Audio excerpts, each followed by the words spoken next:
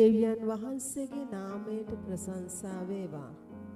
දානියෙල්ගේ පොතේ 6 වෙනි පරිච්ඡේදයේ 3 වෙනි පදය මෙලෙස ප්‍රකාශ කරනවා. එකල මෙම දානියෙල් තුලෙහි උතුම් ආත්මයක් තිබුණු නිසා ඔහු අමාත්‍යයන්ටත් දිසාපතින්ටත් වඩා උතුම් විය. රාජ්‍යතමේ මුළු රාජ්‍ය කෙරෙහි ඔහු පත් කරන්න සිටුවේය. ප්‍රේමවන්ත සහෝදර සහෝදරියනි, දානියෙල් තුල ක්‍රියා කළා වූ මෙම ආත්මය නම් ශුද්ධාත්මයන් වහන්සේ. ඔහු භයානක සිංහයන් සිටින කූඩුව ඇතුළට දාන වේලාවේදී රාජ්‍ය පවා ඔහුව එයින් ගලව ගන්න සිටුවා. නමුත් ඔහුව එයින් ගලවන්න රටේ සියලුම බලය තිබෙන රජටවත් බැරුව ගියා.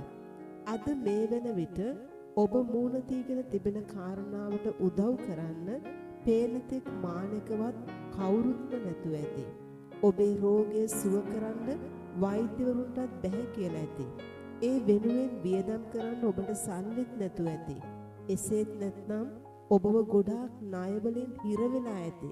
මිනිසුන්ට එක එක බොරු කියලා දැන් ඔබට එපා වෙලා ඇති. දෙන්න කිසිම මාර්ගයක් නැතුව ඇති. එසේත් නැත්නම් ඔබේ දරුවා, ඔබේ පුරුෂයා වෙනස් කරන්නම බැරුව ඇති. මේ දේවල් නිසා ඔබ කලකිරීමට පත් වෙලා ඇති. නැහැ. ප්‍රේමවන්තේනි, දානියෙල් ගැන සිතන්න.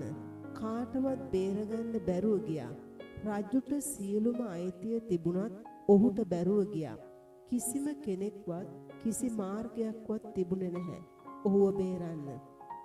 ඒත් දානියෙල් දෙවියන් වහන්සේ සමග හරි ලෙස තීරණ ගත්තා.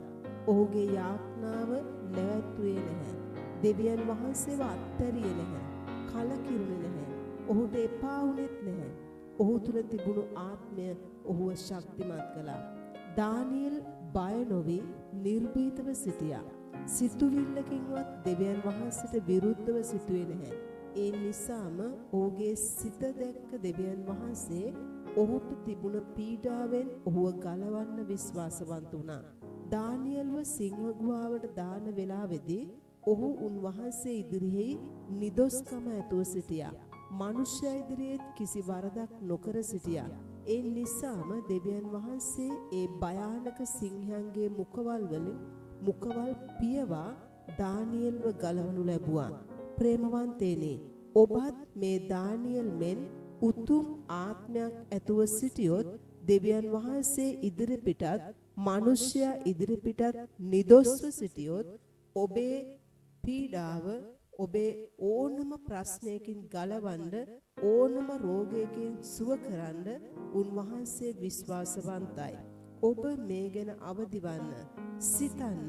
ඔබ හැම කෙනෙක්ටම දෙවියන් වහන්සේ ආශිර්වාද කරන සේක්වා. ආමෙන්.